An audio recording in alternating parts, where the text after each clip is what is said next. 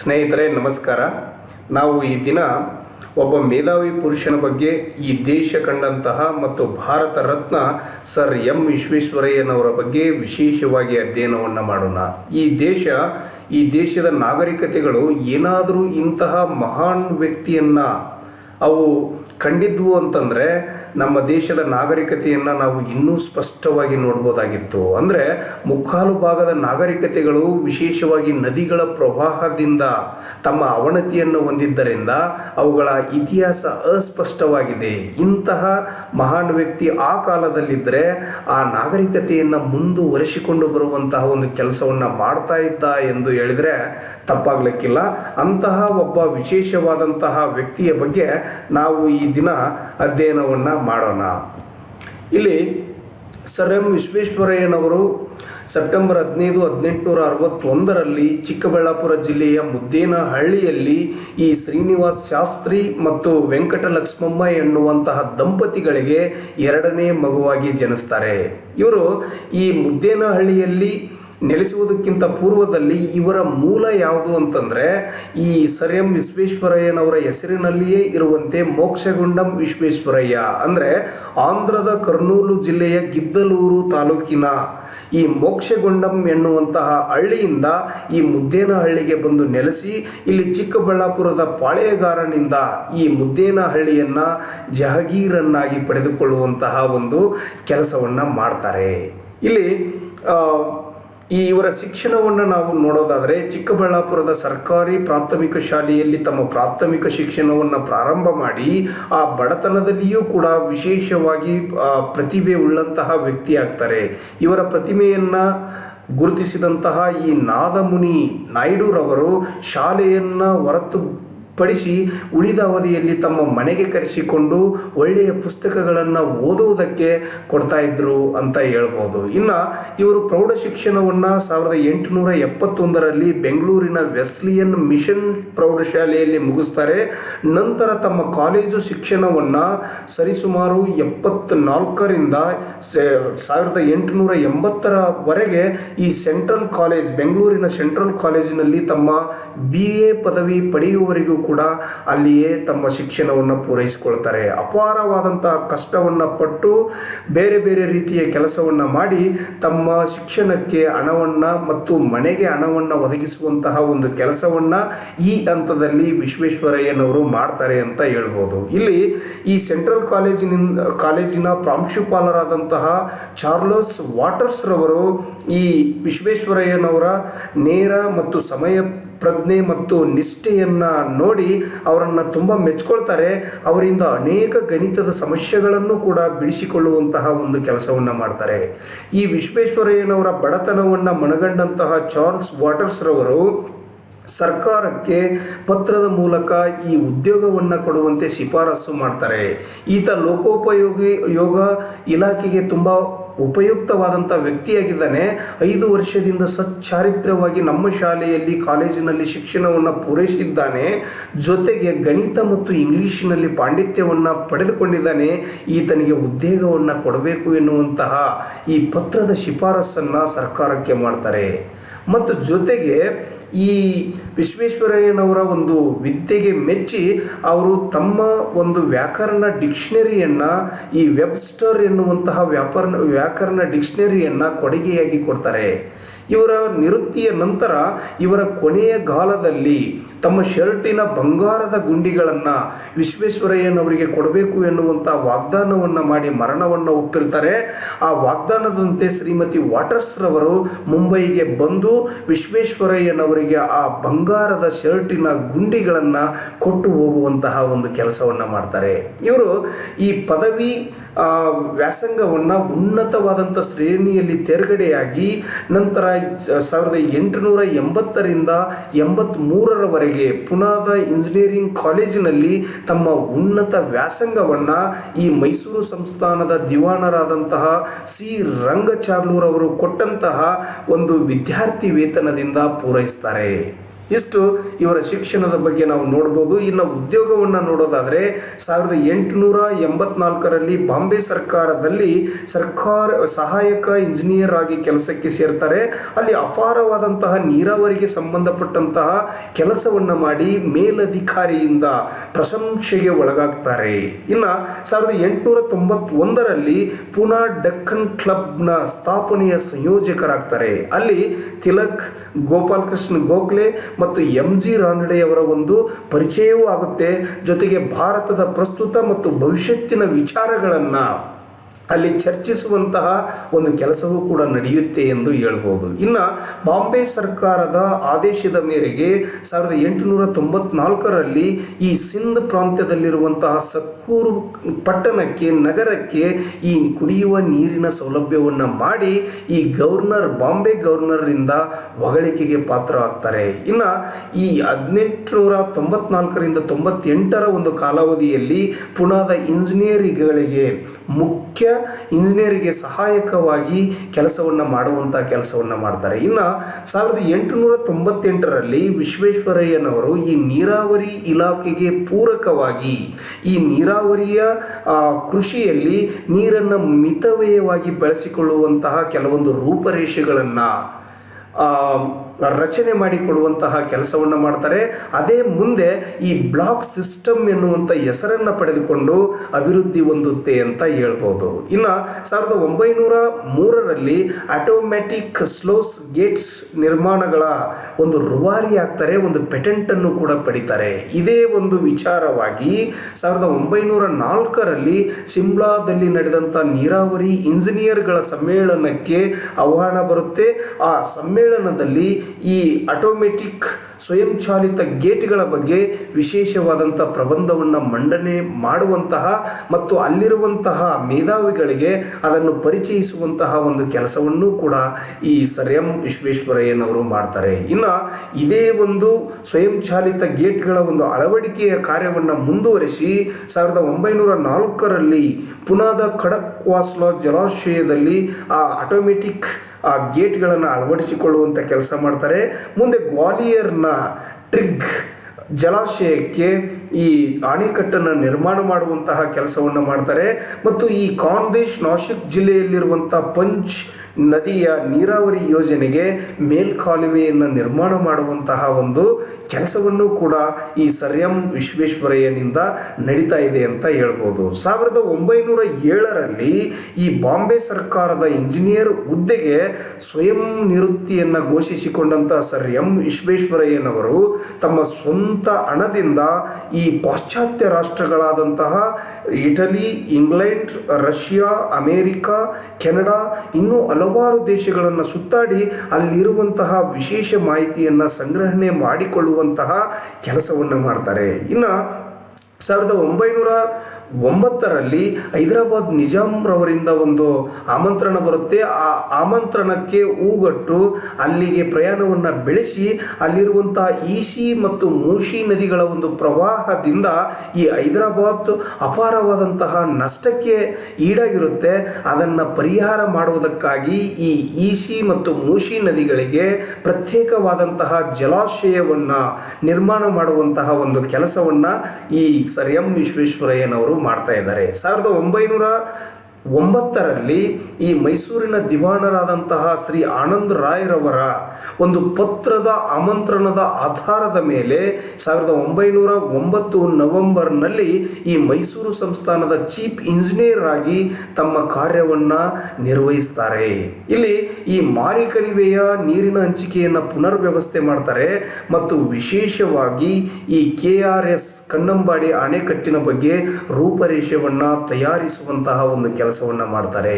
ನಂತರ ಈ ಮೈಸೂರು ಸಂಸ್ಥಾನದ ದಿವಾನ ಹುದ್ದೆಯಿಂದ ಈ ದಿವಾನ ಆನಂದ್ ರಾಯ್ರವರು ನಿವೃತ್ತಿಯಾದ ನಂತರ ಇವರು 11/11/1912ರಲ್ಲಿ 12ರಲ್ಲಿ ದಿವಾನ ಹುದ್ದೆಯನ್ನು ಅಲಂಕರಿಸಿಕೊಂಡು ಈ ನಾಲ್ವಡಿ ಕೃಷ್ಣರಾಜ ಒಡೆಯರವರ ಆಪ್ತ ಕಾರ್ಯದರ್ಶಿಯಾದಂತಹ ಈ ಕ್ಯಾಂಪಬೆಲ್ ರವರಿಗೆ ಪತ್ರವನ್ನು ಬರೀತಾರೆ. ಹುದ್ದೆಗೆ ಹಾಜರಾದಂತಹ ಒಂದು ಪತ್ರವನ್ನು ಅವರಿಗೆ ಬರೆಯುವಂತಹ ಒಂದು ಕೆಲಸ ಮಾಡ್ತಾರೆ. ಇಲ್ಲಿ ದಿವಾನರಾದ ಮೇಲೆ ಸಾಕಷ್ಟು ಕೆಲಸವನ್ನು ಮಾಡಿದಂತಹ ಸರ್ MV ರವರ ಒಂದು ಸಾಧನೆಗಳನ್ನು ನಾವು ಈ ಒಂದು ಹಂತದಲ್ಲಿ ನೋಡುವಂತಹ ಕೆಲಸವನ್ನು ಮಾಡೋಣ. ಇಲ್ಲಿ ಶಾಸಕಾಂಗ ಸುಧಾರಣೆಗಳು, ಇದು ಮೈಸೂರಿನ ನ್ಯಾಯಿಕ ವಿಧಾಯಕ ಸಭೆಯ ಒಂದು ವಿಸ್ತರಣೆ. ಅಂದರೆ ನಾವು ಪ್ರಸ್ತುತದ ಮೇಲ್ಮನೆ ವಿಧಾನ ಪರಿಷತ್ತಿಗೆ ಹೋಲಿಸುವಂಥ ಈ ನ್ಯಾಯಿಕ ವಿಧಾಯಕ ಸಭೆಯ ಒಂದು ವಿಸ್ತರಣೆ ಮಾಡ್ತಾರೆ. 18 ಸದಸ್ಯರ ಸಂಖ್ಯೆಯನ್ನು 26ಕ್ಕೆ ತೆಗೆದುಕೊಂಡು ಹೋಗಿ ಅದರಲ್ಲಿ 13 ಜನ ಅಧಿಕಾರೇತರರು, 6 ಜನ ಚುನಾಯಿತರು, 5 ಜನ ನಾಮಾಂಕಿತರು ಅಂತ ವಿಂಗಡಣೆ ಮಾಡಿ ಈ ಒಂದು ಸಭೆಗೆ, ಈ ಒಂದು ಸಮಿತಿಗೆ ನೈಜವಾದಂತಹ ಅಧಿಕಾರವನ್ನು ಕೊಡ್ತಾರೆ. ಕಾಯ್ದೆ ಶಾಸನದ ಮೇಲೆ ವಿಮರ್ಶೆ ಮಾಡುವಂತಹ, ರಾಜ್ಯದ ಹಣಕಾಸು ಸ್ಥಿತಿಯನ್ನು ನಿಯಂತ್ರಿಸುವಂತಹ ಒಂದು ಕೆಲಸವನ್ನು ಕೊಡ್ತಾರೆ. 1918ರಲ್ಲಿ ಮೈಸೂರು ಲೋಕಲ್ ಬೋರ್ಡ್ಸ್ ಮತ್ತು ಗ್ರಾಮ ಪಂಚಾಯಿತಿ ಕಾಯ್ದೆಯನ್ನು ಜಾರಿಗೆ ತಂದು ಗ್ರಾಮ ಪಂಚಾಯಿತಿಗಳನ್ನು ಜಿಲ್ಲಾ ಬೋರ್ಡ್, ತಾಲೂಕು ಬೋರ್ಡ್ಗಳನ್ನಾಗಿ ಮಾಡಿ ಅಲ್ಲಿರುವ ಅಧ್ಯಕ್ಷರನ್ನು ಚುನಾವಣೆಯ ಮೂಲಕ ಆಯ್ಕೆ ಮಾಡುವಂಥ ಒಂದು ಕೆಲಸ ಮಾಡ್ತಾರೆ. ನಗರಸಭೆ, ಪಟ್ಟಣ ಸಭೆ, ಚಿಕ್ಕ ಪಟ್ಟಣ ಸಭೆಗಳನ್ನು ಆಯ್ಕೆ ಮಾಡಿ ಅಲ್ಲಿರುವಂಥ ಅಧ್ಯಕ್ಷರನ್ನು ಕೂಡ ಚುನಾವಣಾ ವ್ಯವಸ್ಥೆಯ ಮೂಲಕ ಆಯ್ಕೆ ಮಾಡುವಂತಹ ಒಂದು ವ್ಯವಸ್ಥೆಯನ್ನು ಜಾರಿಗೆ ತರ್ತಾರೆ ಅಂತ ಹೇಳ್ಬೋದು. ಇಲ್ಲಿ ಕೈಗಾರಿಕಾ ಪ್ರಗತಿಯನ್ನು ನೋಡೋದಾದರೆ, ಕೈಗಾರಿಕೆಯ ಅಭಿವೃದ್ಧಿ ಇಲ್ಲವೇ ನಾಶ ಎನ್ನುವಂತಹ ಮೂಲ ತತ್ವದ ಅಡಿಯಲ್ಲಿ ಕೆಲಸ ಮಾಡಿದಂತಹ ಸರ್ ವಿಶ್ವೇಶ್ವರಯ್ಯನವರು ಯಾವಾಗ ದಿವಾನ ಹುದ್ದೆಯನ್ನು ಅಲಂಕಾರ ಮಾಡ್ತಾರೋ ಆವಾಗ ಈ ಮೈಸೂರು ಸಂಸ್ಥಾನದ ಕೈಗಾರಿಕಾ ಕ್ಷೇತ್ರದಲ್ಲಿ ಸುವರ್ಣ ಯುಗದ ಪ್ರಾರಂಭದ ಕಾಲ ಎಂದು ಹೇಳಿದ್ರೆ ತಪ್ಪಾಗ್ಲಿಕ್ಕಿಲ್ಲ. ಇವರು 1916ರಲ್ಲಿ Mysore chambers of commerce, Indian chambers of ಕಾಮರ್ಸ್ಗಳನ್ನು ಸ್ಥಾಪನೆ ಮಾಡ್ತಾರೆ. ಅದು ಈ ಕೈಗಾರಿಕೆಯ ಪ್ರಗತಿಯಲ್ಲಿ ತೊಡೆದು ಹಾಕುವುದಕ್ಕೋಸ್ಕರವಾಗಿ ಈ ಒಂದು ಕಾಮರ್ಸ್ಗಳ ಒಂದು ಸ್ಥಾಪನೆ ಮಾಡುವಂತಹ ಕೆಲಸವನ್ನು ಮಾಡ್ತಾರೆ. 1918ರಲ್ಲಿ ಭದ್ರಾವತಿಯ ಕಬ್ಬಿನ ಮತ್ತು ಉಕ್ಕಿನ ಕೈಗಾರಿಕೆಯನ್ನು ಸ್ಥಾಪನೆ ಮಾಡಿ ಈ ಸಂಸ್ಥಾನವನ್ನು ಈ ಮೇಲ್ಸ್ತರಕ್ಕೆ ಎತ್ತರಿಸುವಂತಹ ಕೆಲಸ ಮಾಡ್ತಾರೆ. ಇದರ ಜೊತೆಗೆ ಕಾಗದ ಮತ್ತು ಸಕ್ಕರೆ, ಹತ್ತಿ, ಇನ್ನೂ ಹಲವಾರು ರೀತಿಯ ಕೈಗಾರಿಕೆಗಳು ಇವರ ಕಾಲದಲ್ಲಿ ಈ ಸಂದರ್ಭದಲ್ಲಿ ಸ್ಥಾಪನೆಯಾಗುವಂಥದ್ದನ್ನು ನಾವು ನೋಡ್ತಾ ಇದ್ದೇವೆ. ಇನ್ನು ಏಷ್ಯಾದಲ್ಲೇ ಅತಿ ದೊಡ್ಡ ಬಿಡಿಭಾಗ HAL, ಹಿಂದೂಸ್ತಾನ್ ಏರೋನಾಟಿಕಲ್ ಲಿಮಿಟೆಡ್ ಎನ್ನುವಂತಹ ಒಂದು ಇಂಡಸ್ಟ್ರಿಯನ್ನು ಬೆಂಗಳೂರಿನಲ್ಲಿ ಸ್ಥಾಪನೆ ಮಾಡಿ ಈ ಮೈಸೂರು ಸಂಸ್ಥಾನದ ಹಿರಿಮೆಯನ್ನು ಈ ಏಷ್ಯಾ ಖಂಡದತ್ತ ತೆಗೆದುಕೊಂಡು ಹೋಗುವಂಥ ಕೆಲಸವನ್ನು ಮಾಡ್ತಾರೆ. ಇದು ಈ ಕೃಷ್ಣರಾಜಸಾಗರ ಅಣೆಕಟ್ಟಿನ ನಿರ್ಮಾಣ ಇವರ ಒಂದು ಸಾಧನೆಯಲ್ಲಿ ಮೈಲುಗಲ್ಲು ಎಂದು ಹೇಳ್ಬೋದು. ಈ ಕೃಷ್ಣರಾಜಸಾಗರ ಅಣೆಕಟ್ಟನ್ನು ನಿರ್ಮಾಣ ಮಾಡುವಂತಹ ರೂಪರೇಷೆಯನ್ನು ಹಾಕಿಕೊಳ್ಳುವಂಥ ಪೂರ್ವದಲ್ಲಿ ಈ ಅರ್ಥರ್ ಕಾಟನ್ ಎನ್ನುವವರು ಇದೇ ಕಾವೇರಿ ನದಿಗೆ ಈ ಚೋಳ ಸಾಮ್ರಾಜ್ಯದ ಒಂದು ಮೂಲ ಪುರುಷನಾದಂತಹ ಕರಿಕಾಲ ಚೋಳನಿಂದ ಕಲ್ಲೈ ಎನ್ನುವಂಥ ಪ್ರದೇಶದಲ್ಲಿ ಕಾವೇರಿ ನದಿಗೆ ಅಡ್ಡಲಾಗಿ ಒಂದು ಅಣೆಕಟ್ಟನ್ನು ಕಟ್ಟಲಾಗಿರುತ್ತೆ. ಈ ಬ್ರಿಟಿಷ್ ಅಧಿಕಾರಿಯಾದಂಥ ಅರ್ಥರ್ ಕಾಟನ್ ಎನ್ನುವವನು ಆ ಅಣೆಕಟ್ಟನ್ನು ಪುನರ್ ಹೆಚ್ಚುವರಿಯಾಗಿ ಉನ್ನತ ಮಟ್ಟದಲ್ಲಿ ಸ್ಥಾಪನೆ ಮಾಡುವಂಥ ಕೆಲಸವನ್ನು ಮಾಡಿರ್ತಾನೆ. ಅದರಿಂದ ಪ್ರಭಾವಿತರಾದಂತಹ ಸರ್ ವಿಶ್ವೇಶ್ವರಯ್ಯನವರು ಈ ಕೃಷ್ಣರಾಜ ಅಣೆಕಟ್ಟಿನ ನಿರ್ಮಾಣದ ರೂಪರೇಷೆಗಳನ್ನು ಮಹಾಸ್ವಾಮಿಯವರಿಗೆ, ನಾಲ್ವಡಿ ಕೃಷ್ಣರಾಜ ಒಡೆಯರ್ರವರಿಗೆ ವಿಶೇಷವಾಗಿ ವಿವರಿಸುವಂತಹ ಕೆಲಸವನ್ನು ಮಾಡಿ ಅದರ ಕಟ್ಟಡದಲ್ಲಿ, ಅದರ ನಿರ್ಮಾಣದಲ್ಲಿ ಪ್ರಮುಖವಾದಂತಹ ಪಾತ್ರವನ್ನು ವಹಿಸ್ತಾರೆ. ಪ್ರಸ್ತುತ ಇದು 3.5 ಕಿಲೋಮೀಟರ್ ಉದ್ದ, 38 ಮೀಟರ್ ಎತ್ತರದ ಒಂದು ಅಣೆಕಟ್ಟಾಗಿದ್ದು 1,50,000 ಎಕರೆಗಳಿಗೆ ನೀರು ಪೂರೈಕೆಯ ಸಾಮರ್ಥ್ಯವನ್ನು ಹೊಂದಿದೆ ಎಂದು ಹೇಳಬಹುದು. ಇನ್ನು ಕೃಷಿ ಕ್ಷೇತ್ರದಲ್ಲಿ ಈ ಸರ್ ವಿಶ್ವೇಶ್ವರಯ್ಯ ನವರ ಒಂದು ಕ್ಷೇತ್ರ ಕೈಗಾರಿಕೆಯ ಪೂರಕವಾಗಿ ಕೃಷಿಯ ಪ್ರಗತಿಯನ್ನು ನಾವು ನೋಡ್ತಾ ಇದ್ದೇವೆ. ಇಲ್ಲಿ ಚನ್ನಪಟ್ಟಣದಲ್ಲಿ ರೇಷ್ಮೆ ಸಂಶೋಧನಾ ಫಾರಂ ಅನ್ನು ಸ್ಥಾಪನೆ ಮಾಡ್ತಾರೆ. ಇದು ಈ ಮೇರಿ ಎನ್ನುವಂತಹ ನಿರ್ದೇಶಕಿಯ ನಿರ್ದೇಶನದ ಮೇರೆಗೆ 1914ರಲ್ಲಿ ಪ್ರಾರಂಭವಾಗುತ್ತೆ. ಇನ್ನು ಮೈಸೂರಿನ ಈ ಒಂದು ಗ್ರಾಮದಲ್ಲಿ ಭತ್ತದ ಮತ್ತು ಕಬ್ಬಿನ ಸಂಶೋಧನಾ ಫಾರಂ ಅನ್ನು ಸ್ಥಾಪನೆ ಮಾಡಿ ಈ ಕಬ್ಬು ಮತ್ತು ಭತ್ತದ ಒಂದು ಬೆಳವಣಿಗೆಗೂ ಬೆಳೆಯ ಒಂದು ಅಭಿವೃದ್ಧಿಗೂ ಕೂಡ ತಾವು ತಮ್ಮದೇ ಆದಂಥ ಪಾತ್ರವನ್ನು ವಹಿಸ್ತಾರೆ. 1912ರಲ್ಲಿ ಕೃಷಿ ಶಾಲೆಯನ್ನ ಹೆಬ್ಬಾಳದಲ್ಲಿ, ಬೆಂಗಳೂರಿನ ಹತ್ತಿರ ಹೆಬ್ಬಾಳದಲ್ಲಿ ಪ್ರಾರಂಭ ಮಾಡ್ತಾರೆ. ಅದು ಪ್ರಸ್ತುತ ಈ ಬೆಂಗಳೂರು ಕೃಷಿ ವಿಶ್ವವಿದ್ಯಾಲಯವಾಗಿ ತನ್ನ ಕೆಲಸವನ್ನ ಮುಂದುವರಿಸ್ತಾ ಇದೆ ಎಂದು ಹೇಳ್ಬೋದು. ಇನ್ನು ಆರೋಗ್ಯ ಮತ್ತು ನೈರ್ಮಲ್ಯಕ್ಕೆ ಸಂಬಂಧಪಟ್ಟಂತೆ ಬೆಂಗಳೂರಿಗೆ ಈ ಕುಡಿಯುವ ನೀರಿನ ವ್ಯವಸ್ಥೆಯನ್ನ ಕಲ್ಪಿಸುವಂತಹ ಕೆಲಸ ಮಾಡ್ತಾರೆ. ಇನ್ನು ಆರೋಗ್ಯಕ್ಕೆ ಸಂಬಂಧಪಟ್ಟಂತೆ ಅನೇಕ ಆಸ್ಪತ್ರೆಗಳನ್ನು ಸ್ಥಾಪನೆ ಮಾಡುವಂತಹ ಒಂದು ಕೆಲಸ ಮಾಡ್ತಾರೆ. ಅದರಲ್ಲಿ ಪ್ರಮುಖವಾದಂತಹ ಒಂದು ಆಸ್ಪತ್ರೆ ಅಂದರೆ ಮಿಂಟೋ ಕಣ್ಣಿನ ಆಸ್ಪತ್ರೆ. 1913ರಲ್ಲಿ ಸ್ಥಾಪನೆಯಾದಂತಹ ಈ ಆಸ್ಪತ್ರೆಗೆ ಈ ನಮ್ಮ ದೇಶದಲ್ಲಿ ಆಡಳಿತ ಮಾಡಿರುವಂತಹ ಮಿಂಟೋ ಎನ್ನುವಂತಹ ವೈಸ್ರಾಯನ ಹೆಸರನ್ನ ಈ ಆಸ್ಪತ್ರೆಗೆ ಇಡ್ತಾರೆ. ಇದು ಪ್ರಪಂಚದ ಅತಿ ಪ್ರಾಚೀನವಾದಂತಹ ಅಥವಾ ಅತಿ ಹಳೆಯದಾದಂತಹ ಕಣ್ಣಿನ ಆಸ್ಪತ್ರೆಯಲ್ಲಿ ಇದು ಕೂಡ ಒಂದಾಗಿದೆ ಎಂದು ಹೇಳಬಹುದು. ಇನ್ನು ರೈಲ್ವೆ ಕ್ಷೇತ್ರಕ್ಕೆ ಸಂಬಂಧಪಟ್ಟಂತೆ ಸರ್ ಎಂ ವಿಶ್ವೇಶ್ವರಯ್ಯನವರ ಕಾಲಾವಧಿಯಲ್ಲಿ 85 ಲಕ್ಷ ರೂಪಾಯಿಯ ವೆಚ್ಚದಲ್ಲಿ 371 ಮೈಲು ಈ ರೈಲ್ವೆ ಹಳಿಗಳ ಒಂದು ನಿರ್ಮಾಣ ವ್ಯವಸ್ಥೆ ಆಗ್ತಾ ಇದೆ ಅಂತ ಹೇಳ್ಬೋದು. ಅದು ಬೆಂಗಳೂರು ಚಿಕ್ಕಬಳ್ಳಾಪುರ ಮಾರ್ಗ ಆಗಿರ್ಬೋದು, ಶಿವಮೊಗ್ಗ ನಂಜನಗೂಡಿನ ಮಾರ್ಗ ಆಗಿರ್ಬೋದು, ಅಥವಾ ಚಿಕ್ಕಜಾಜೂರು ಚಿತ್ರದುರ್ಗದ ಒಂದು ಮಾರ್ಗ ಆಗಿರ್ಬೋದು, ಶಿವಮೊಗ್ಗ ಬೀರೂರಿನ ಮಾರ್ಗ ಆಗಿರ್ಬೋದು. ಹೀಗೆ ಹಲವಾರು ಹೊಸ ಮಾರ್ಗಗಳು ಇವರ ಕಾಲದಲ್ಲಿ ಒಂದು ಸ್ಥಾಪನೆಯಾಗಲ್ಪಡ್ತವೆ ಅಂತ ಹೇಳ್ಬೋದು. ಯಾಕಂದ್ರೆ ಒಂದು ರಾಜ್ಯ ಸಂಸ್ಥಾನ ಪ್ರಗತಿಯನ್ನು ಸಾಧಿಸಬೇಕಾದ್ರೆ ಈ ಸಾರಿಗೆ ವ್ಯವಸ್ಥೆ ಅತಿ ಮುಖ್ಯ ಎನ್ನುವುದನ್ನ ಸರ್ ಎಂ ವಿಶ್ವೇಶ್ವರಯ್ಯನವರು ಮನಗಂಡಿದ್ದರು ಎಂದು ಹೇಳ್ಬೋದು. ಮತ್ತು ಇನ್ನೂ ಒಂದು ಈ ರೈಲ್ವೆ ಪ್ರಗತಿಯಲ್ಲಿ ಇನ್ನೊಂದು ಸಾಧನೀಯ ಕೆಲಸ ಏನು ಅಂತಂದ್ರೆ ಈ ರೈಲ್ವೆಯ ನಿರ್ವಹಣೆ, ಈ ದಕ್ಷಿಣ ಭಾರತದ ರೈಲ್ವೆಯ ನಿರ್ವಹಣೆ ವಿಶೇಷವಾಗಿ ಸೌತ್ ಮರಾಠಾ ರೈಲ್ವೆ ಕಂಪನಿಗೆ ಸೇರಿತ್ತು. ಈ ಸರ್ ಎಂ ವಿಶ್ವೇಶ್ವರಯ್ಯನವರು ಆ ಕಂಪನಿಯ ಜವಾಬ್ದಾರಿಯನ್ನ ಮೈಸೂರು ಸಂಸ್ಥಾನಕ್ಕೆ ಪಡೆದುಕೊಳ್ಳುವಂತಹ ಒಂದು ಮಹತ್ತರವಾದಂತಹ ಸಾಧನೆಯನ್ನ ಮಾಡಿ 1915ರಲ್ಲಿ ರೈಲ್ವೆ ಸಮಿತಿಯನ್ನ ಸ್ಥಾಪನೆ ಮಾಡುವಂತಹ ಮತ್ತು ಈ ರೈಲ್ವೆ ಕ್ಷೇತ್ರವನ್ನು ಪ್ರಗತಿ ಮಾಡುವಂತಹ ಒಂದು ಕೆಲಸವನ್ನ ಮಾಡ್ತಾ ಇದ್ದಾರೆ ಎಂದು ಹೇಳಬಹುದಾಗಿದೆ. ಇನ್ನು ಈ ಶಿಕ್ಷಣ ಕ್ಷೇತ್ರದ ಪ್ರಗತಿ ನಮ್ಮ ಮೈಸೂರು ಸಂಸ್ಥಾನದ ಒಂದು ಮುಖ್ಯವಾದಂತಹ ಸಾಧನೆ, ಈ ದೇಶಕ್ಕೆ ಕೊಟ್ಟಂತಹ ಒಂದು ಕೊಡುಗೆಯಲ್ಲಿ ಒಂದು ಅಂತಂದ್ರೆ ಅದು ಶಿಕ್ಷಣ ಪ್ರಗತಿ ಎಂದು ಹೇಳ್ಬೋದು. ಇಲ್ಲಿ 1913ರಲ್ಲಿ ಪ್ರಾಥಮಿಕ ಶಿಕ್ಷಣವನ್ನ ಉಚಿತ ಮತ್ತು ಕಡ್ಡಾಯ ಶಿಕ್ಷಣವನ್ನಾಗಿ ಮಾಡ್ತಾರೆ. 1914ರಲ್ಲಿ ಪ್ರೌಢ ಶಿಕ್ಷಣ ಆ ಕಾಲದಲ್ಲಿ ಮದ್ರಾಸ್ ಯೂನಿವರ್ಸಿಟಿಯ ನಿಯಂತ್ರಣದಲ್ಲಿರುತ್ತೆ. ಈ ಪ್ರೌಢ ಶಿಕ್ಷಣ ಮತ್ತು ಮೆಟ್ರಿಕ್ಯುಲೇಷನ್ ಪರೀಕ್ಷೆಯ ಒಂದು ಜವಾಬ್ದಾರಿಯನ್ನ ಮೈಸೂರು ಸಂಸ್ಥಾನ ಪಡೆದುಕೊಳ್ಳುವಂತೆ ಮಾಡ್ತಾರೆ.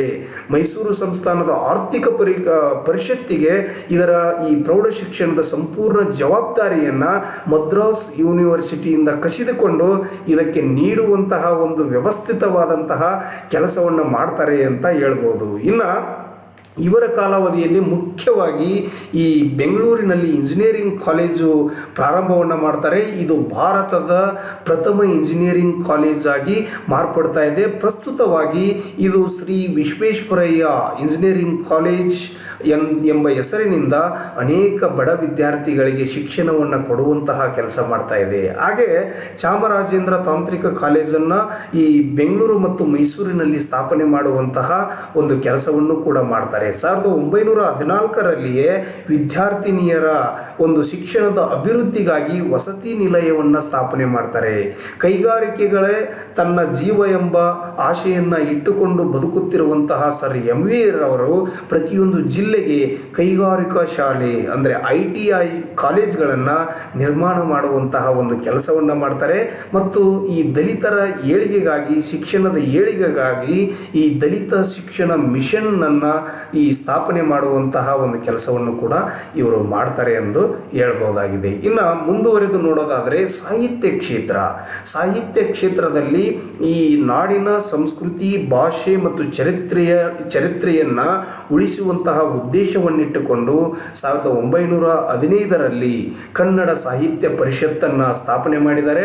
ಅದು ಈ ಪ್ರಸ್ತುತವಾಗಿಯೂ ಕೂಡ ಈ ಕನ್ನಡದ ಉಳಿವಿಗಾಗಿ ತನ್ನ ಪ್ರಯತ್ನವನ್ನು ಮತ್ತು ತನ್ನ ಅಭಿವೃದ್ಧಿಯ ಕೆಲಸವನ್ನು ಮಾಡ್ತಾ ಇದೆ ಅಂತ ಹೇಳ್ಬೋದು. ಇನ್ನು ಈ ಸಾಹಿತ್ಯ ಕ್ಷೇತ್ರದ ಬೆಳವಣಿಗೆಯನ್ನು ಸರ್ ಎಂ.ವಿ. ರವರಿಗೆ ಪೂರಕವಾಗಿ ನೋಡೋದಾದರೆ ಹಲವಾರು ಗ್ರಂಥಗಳನ್ನು ಇವರು ಬರೆದು ಹಲವಾರು ಗ್ರಂಥಗಳನ್ನು ನಮ್ಮ ನಾಡಿಗೆ ಕೊಟ್ಟು ನಾಡಿನ ಒಂದು ಅಭಿವೃದ್ಧಿಯಲ್ಲಿ ಪ್ರಮುಖವಾದಂತಹ ಪಾತ್ರವನ್ನು ವಹಿಸಿದ್ದಾರೆ ಎಂದು ಹೇಳ್ಬೋದು. ಇವರು ಪ್ಲಾನ್ಡ್ ಎಕನಾಮಿ ಆಫ್ ಇಂಡಿಯಾ ಅಂತ ಇರ್ಬೋದು, my memories of my working life ಅಂತ ಇರ್ಬೋದು, ಈ nation building plan for India ಇರ್ಬೋದು, ಇವು ಅವರ ಅತ್ಯುತ್ತಮವಾದಂತಹ ಕೃತಿಗಳಾಗಿವೆ. My memories of my working days life ಎನ್ನುವಂತಹ ಒಂದು ಕೃತಿ ಅವರ ಆತ್ಮಚರಿತ್ರೆಯಾಗಿದ್ದು 1951ರಲ್ಲಿ ಅದು ಬರೆಯಲ್ಪಟ್ಟಿದೆ ಅಂತ ಹೇಳ್ಬೋದು. ಇನ್ನು ಮುಂದುವರೆದು ನೋಡೋದಾದರೆ ಆರ್ಥಿಕ ಪ್ರಗತಿ ಅಂದರೆ ಬ್ಯಾಂಕಿಂಗ್ ಕ್ಷೇತ್ರದಲ್ಲಿ ಪ್ರಗತಿ ಸರ್ ಎಂ ವಿಶ್ವೇಶ್ವರಯ್ಯನವರ ಕಾಲಾವಧಿಯಲ್ಲಿ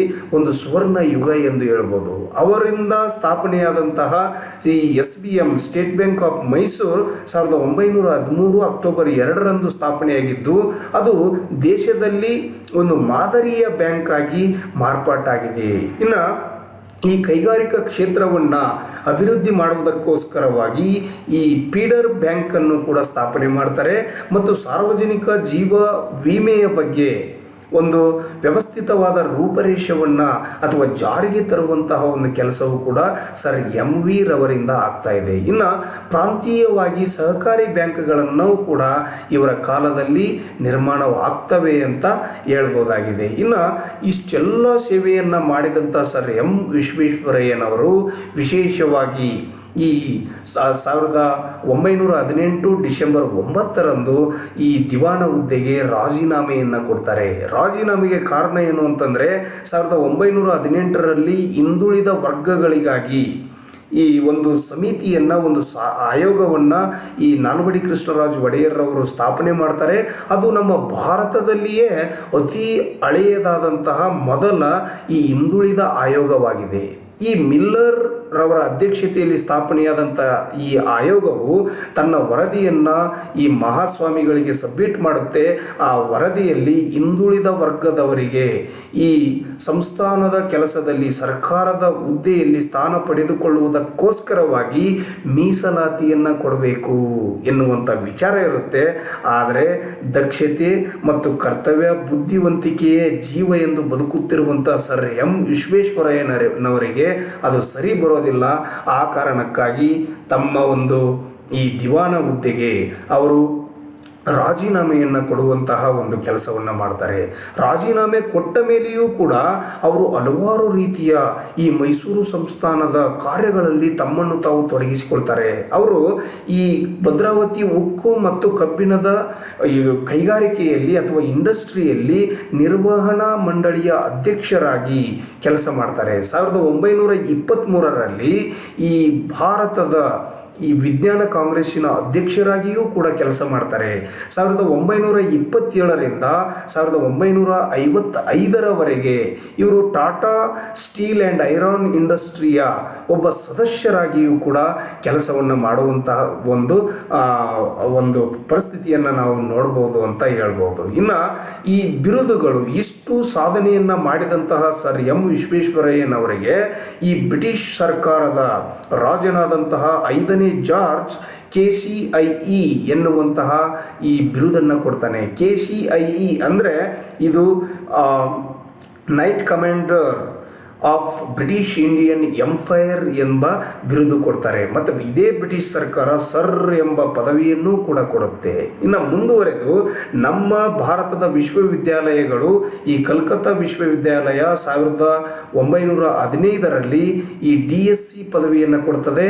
1915ರಲ್ಲಿಯೇ LLD ಎನ್ನುವಂಥ ಪದವಿಯನ್ನು ಬಾಂಬೆ ವಿಶ್ವವಿದ್ಯಾಲಯ ಕೊಡುತ್ತೆ. ಇನ್ನು D.Litt ಎನ್ನುವಂತಹ ಪದವಿಯನ್ನು ವಾರಣಾಸಿ ಹಿಂದೂ ವಿಶ್ವವಿದ್ಯಾಲಯವು 1931ರಲ್ಲಿ ಪ್ರಶಸ್ತಿಯನ್ನು ಪ್ರದಾನ ಮಾಡ್ತಾ ಇದೆ. ಒಟ್ಟಾರೆ 8 ವಿಶ್ವವಿದ್ಯಾಲಯಗಳು ವಿಶ್ವೇಶ್ವರಯ್ಯನವರಿಗೆ ಈ ವಿಶೇಷವಾದಂಥ ಬಿರುದುಗಳನ್ನು ಪ್ರಶಸ್ತಿಗಳನ್ನು ಕೊಟ್ಟು ಸನ್ಮಾನಿಸ್ತವೆ. ಇನ್ನೊಂದು ಮುಖ್ಯವಾದಂತಹ ಗೌರವ ಅಂದರೆ ಭಾರತ ರತ್ನ ಪ್ರಶಸ್ತಿ. 1955 ಸೆಪ್ಟೆಂಬರ್ 11ರಂದು ಬಾಬು ರಾಜೇಂದ್ರ ಪ್ರಸಾದ್ ರಾಷ್ಟ್ರಪತಿಯವರು ಈ ಸರ್ ಎಂ ವಿಶ್ವೇಶ್ವರಯ್ಯನವರಿಗೆ ಭಾರತ ರತ್ನ ಪ್ರಶಸ್ತಿಯ ಒಂದು ಪುರಸ್ಕಾರವನ್ನು ಕೂಡ ಮಾಡ್ತಾರೆ ಎಂದು ಹೇಳಬಹುದಾಗಿದೆ. ಇನ್ನು ನಂತರ ಈ ಶತಮಾನೋತ್ಸವದ ಒಂದು ಪ್ರಸಂಗದ ಬಗ್ಗೆ ನಾವು ಹೇಳಲೇಬೇಕಾಗುತ್ತೆ. ಸೆಪ್ಟೆಂಬರ್ 15, 1860ರಂದು ಜನಿಸಿದಂಥ ಸರ್ ಎಂ ವಿ ರವರಿಗೆ ಸೆಪ್ಟೆಂಬರ್ 15, 1960 ಅವರ ಶತಮಾನೋತ್ಸವವಾಗಿರುತ್ತೆ. ಈ ಶತಮಾನೋತ್ಸವವನ್ನು ಅವರು ಮಾಡಿರುವಂತಹ ಸೇವೆಗೆ ಪೂರಕವಾಗಿ ವಿಜೃಂಭಣೆಯಿಂದ ನಡೆಸಲಾಗುತ್ತೆ. ಇಲ್ಲಿ ಜಯಚಾಮರಾಜರು ವಿಶೇಷವಾಗಿ ಅಧ್ಯಕ್ಷತೆಯನ್ನು ವಹಿಸಿಕೊಂಡು ಈ ಬೆಂಗಳೂರಿನ ಲಾಲ್ಬಾಗ್ ಗಾಜಿನ ಮನೆಯಲ್ಲಿ ಈ ಶತಮಾನೋತ್ಸವ ಕಾರ್ಯಕ್ರಮ ಇರುತ್ತೆ. ಅದಕ್ಕೆ ನೆಹರೂರವರು ಮುಖ್ಯ ಅತಿಥಿಗಳಾಗಿ ಬಂದಿರ್ತಾರೆ. ನೆಹರೂರವರ ಭಾಷಣದಲ್ಲಿ ವಿಶ್ವೇಶ್ವರಯ್ಯನವರೇ, ನೀವು ಮಿತಭಾಷಿಗಳು, ಕಡಿಮೆ ಮಾತಾಡಿದಿರಾ, ಹೆಚ್ಚು ಕೆಲಸವನ್ನು ಮಾಡಿದಿರಾ. ನಮ್ಮ ಭಾರತೀಯರಲ್ಲಿ ಏನು ಒಂದು ವಿಶೇಷ ದೋಷ ಅಂದರೆ ಹೆಚ್ಚು ಮಾತಾಡ್ತಾರೆ, ಕಡಿಮೆ ಕೆಲಸ ಮಾಡ್ತಾರೆ. ನೀವು ಅದಕ್ಕೆ ವ್ಯತಿರಿಕ್ತವಾಗಿ ಕೆಲಸವನ್ನು ಮಾಡಿ ಸಾಧನೆಯನ್ನು ಮಾಡಿದಿರಾ. ನಿಮ್ಮ ಗುಣಗಳನ್ನು ನಾವು ಕೂಡ ಅಳವಡಿಸಿಕೊಳ್ಳುವಂತಹ ಒಂದು ಮಾದರಿಯ ಗುಣಗಳು ನಿಮ್ಮಲ್ಲಿವೆ ಎನ್ನುವಂತಹ ವಿಚಾರವನ್ನು ಈ ನೆಹರೂರವರು ಶತಮಾನೋತ್ಸವದ ಒಂದು ಕಾರ್ಯಕ್ರಮದಲ್ಲಿ ಹೇಳ್ತಾ ಇದ್ದಾರೆ. ಜೊತೆಗೆ ನಮ್ಮ ಮೈಸೂರು ಸಂಸ್ಥಾನ ಅಂಚೆ ಚೀಟಿಗಳನ್ನು ಪ್ರಕಟಿಸುವುದರ ಮೂಲಕ ಅವರಿಗೆ ನಮನವನ್ನು, ವಂದನೆಯನ್ನು ಈ ಶತಮಾನೋತ್ಸವದಲ್ಲಿ ಸಲ್ಲಿಸ್ತಾ ಇದೆ ಎಂದು ಹೇಳ್ಬೋದು.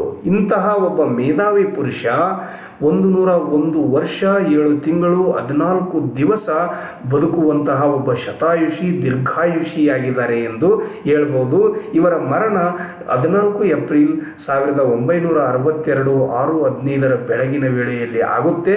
ಇವರ ಪಾರ್ಥಿವ ಶರೀರವನ್ನು ಅವರ ಅನಿಸಿಕೆ ಕೋರಿಕೆಯಂತೆಯೇ ಅವರ ಹುಟ್ಟೂರಾದಂತಹ ಮುದ್ದೇನಹಳ್ಳಿಯಲ್ಲಿ ಸಮಾಧಿ ಮಾಡಲಾಗುತ್ತೆ ಮತ್ತು ಅವರ ಒಂದು ಸ್ಮಾರಕವನ್ನು ಕೂಡ ನಿರ್ಮಾಣ ಮಾಡಲಾಗುತ್ತೆ. ಪ್ರಸ್ತುತವಾಗಿ ಒಂದು ಪ್ರೇಕ್ಷಣೀಯ ಸ್ಥಳವಾಗಿದ್ದು ಅಲ್ಲಿಗೆ ಭೇಟಿ ಕೊಟ್ಟಂತಹ ಸಂದರ್ಭದಲ್ಲಿ ಅವರ ಬಾಲ್ಯದಿಂದ ಹಿಡಿದು ಅವರ ಕೆಲಸ ಮತ್ತು ನಿವೃತ್ತಿಯ ಜೀವನದವರೆಗಿನ ಎಲ್ಲ ಚಿತ್ರಣಗಳು ಅಲ್ಲಿ ಕಟ್ಟಲ್ಪಟ್ಟಿವೆ. ಆ ರೀತಿಯಾಗಿ ಮ್ಯೂಸಿಯಂಗಳ ಒಂದು ನಿರ್ಮಾಣ ಆಗಿದೆ ಎಂದು ನಾವು ಹೇಳ್ಬೋದಾಗಿದೆ. ಇಂತಹ ಈ ಸೇವೆಯನ್ನು ಮಾಡಿದಂತಹ ಸರ್ ಎಂ ವಿಶ್ವೇಶ್ವರಯ್ಯನವರಿಗೆ ನಮ್ಮ ಭಾರತ ಸರ್ಕಾರ ಸ್ವತಂತ್ರದ ನಂತರ ಇರ್ಬೋದು, ಅವರು ವಿಧಿವಶರಾದ ನಂತರ ಇರ್ಬೋದು, ಅವರಿಗೆ ವಿಶೇಷವಾದಂತಹ ಒಂದು ಗೌರವವನ್ನು ಸಲ್ಲಿಸಿದೆ. ಅಂದರೆ ಬೆಳಗಾವಿನ VTU ಯೂನಿವರ್ಸಿಟಿಗೆ ಈ ವಿಶ್ವೇಶ್ವರಯ್ಯನವರ ಹೆಸರನ್ನು ಇಡಲಾಗಿದೆ. 1998ರಲ್ಲಿ ಸ್ಥಾಪನೆಯಾದಂತಹ ಈ ವಿಶ್ವವಿದ್ಯಾಲಯ ಇಂಜಿನಿಯರಿಂಗ್ ಕ್ಷೇತ್ರದಲ್ಲಿನ ಸುಮಾರು 200 ಕಾಲೇಜಿನ ಒಂದು ಒಡೆತನವನ್ನು ಹೊಂದಿದೆ ಎಂದು ಹೇಳ್ಬೋದು. ಅದೇ ರೀತಿಯಾಗಿ ನಮ್ಮ ಭಾರತ ಸರ್ಕಾರ ಇತ್ತೀಚೆಗೆ 2016ರಲ್ಲಿ ಬೆಂಗಳೂರು ಮೆಟ್ರೋ ರೈಲ್ವೆಯ ಒಂದು ಸ್ಟೇಷನ್, ಸೆಂಟ್ರಲ್ ಕಾಲೇಜ್ ಸ್ಟೇಷನ್ಗೆ sir M Visvesvaraya metro station ಎಂದು ನಾಮಕರಣ ಮಾಡಿದೆ. ಇನ್ನು ದೆಹಲಿಯ ಸರ್ಕಾರವು ಕೂಡ ಮೋತಿ ಬಾಗ್ ಎನ್ನುವಂತಹ ಈ ದೆಹಲಿ ಮೆಟ್ರೋ ಸ್ಟೇಷನ್ಗೆ sir M Visvesvaraya metro station ಎನ್ನುವಂತಹ ಒಂದು ಹೆಸರನ್ನು ಇಟ್ಟು ಅವರ ಸಾಧನೆ, ಅವರ ಕೀರ್ತಿಗೆ ಒಂದು ಕಳಶವನ್ನು ಇಟ್ಟಿದೆ. ಮುಂದುವರೆದು ಪ್ರತಿ ವರ್ಷ ಸೆಪ್ಟೆಂಬರ್ 15ರಂದು ರಾಷ್ಟ್ರೀಯ ಇಂಜಿನಿಯರ್ ದಿನಾಚರಣೆಯನ್ನು ಆಚರಣೆ ಮಾಡಲಾಗುತ್ತೆ. ಕೇವಲ ನಮ್ಮ ದೇಶ ಮಾತ್ರ ಈ ರಾಷ್ಟ್ರೀಯ ಇಂಜಿನಿಯರ್ ದಿನವನ್ನು ಇವರ ಹುಟ್ಟುಹಬ್ಬ ದಿನದಂದು ಆಚರಣೆ ಮಾಡೋದಿಲ್ಲ. ಅದರ ಜೊತೆಗೆ ಶ್ರೀಲಂಕಾ ಮತ್ತು ತಾಂಜೇನಿಯಾ ಸರ್ಕಾರಗಳು ಕೂಡ ಇವರ ಸೇವೆಗೆ ಒಂದು ಗೌರವ ಸೂಚಿಸುವ ಒಂದು ಗೌರವಪೂರ್ವಕವಾಗಿ ತಮ್ಮ ದೇಶದಲ್ಲಿಯೂ ಕೂಡ ಪ್ರತಿ ವರ್ಷ ಸೆಪ್ಟೆಂಬರ್ 15ರಂದು ವಿಶೇಷವಾಗಿ ಈ ಇಂಜಿನಿಯರ್ಗಳ ದಿನವನ್ನಾಗಿ ಆಚರಣೆ ಮಾಡ್ತಾ ಇವೆ ಎಂದು ಹೇಳ್ಬೋದು. ಇಷ್ಟು ಈ ವಿಶ್ವೇಶ್ವರಯ್ಯನವರ ಬಗ್ಗೆ ಇರುವಂತಹ ವಿಚಾರಗಳಾಗಿದ್ದಾವೆ.